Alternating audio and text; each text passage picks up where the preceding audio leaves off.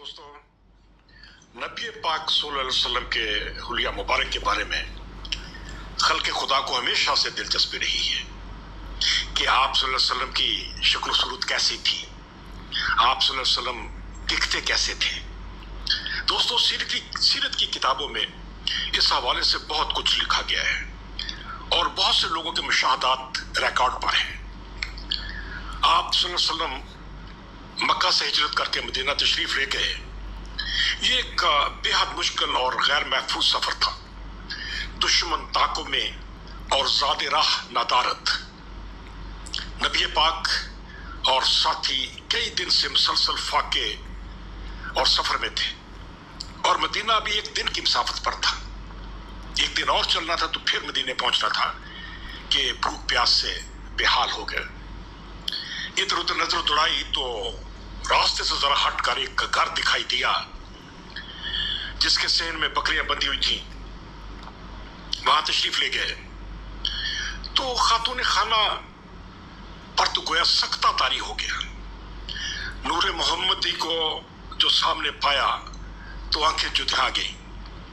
अल्लाह के नबी सल्लल्लाहु अलैहि वसल्लम ने बीबी को मुखातब करके फरमाया, बीबी हम मुसाफिर हैं, कुछ खाने पीने को मिल जाएगा।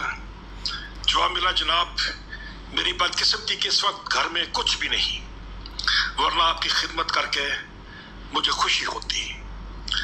आप सल्लल्लाहु अलैहि वसल्लम ने सामने बंधी बकरी के बारे में दरियाफ्त फरमाया तो बीबी बोली, सरकार ये तो महीने भर की सूखी है और थनों में दूध का कतरा तक नहीं।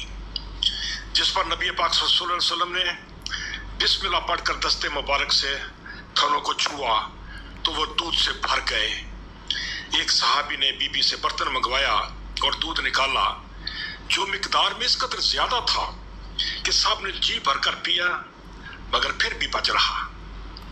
काफिला मदीने की तरफ रवाना हुआ तो खातून दूर तक उन्हें हैरत और शौक से देखती रही और सोचती रही कि इस कदर रोशन पेशानी वाला शख्स कौन हो सकता है जिसके मोजिज़-ए-नुमा हाथों में इस कदर बरकत कि सूखी बकरी ने दूध की नहर बहा दी। इसी अधेड़ मन में थी कि शौहर भी आ गया। बीवी को हैरत ज़दा देखा तो पूछा, खैरियत तो है, परेशान सी लग रही हो। बीबी बोली, क्या बताऊं सरताज, आज तो कमाल ही हो गया। हमारे घर अल्लाह का एक ऐसा बरगज़ीदा इंसान आया कि मैं अभी तक समझ नहीं पा रही कि वो इंसान था या कोई फरिश्ता। उसकी हर अदा अनोखी।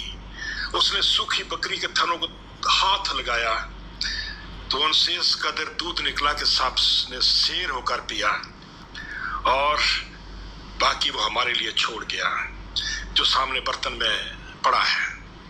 और फिर आप सल्लल्लाहु अलैहि वसल्लम का हुलिया मुबारक बयान करते हुए बोली, सरताज इस बारे में मैं क्या कहूं।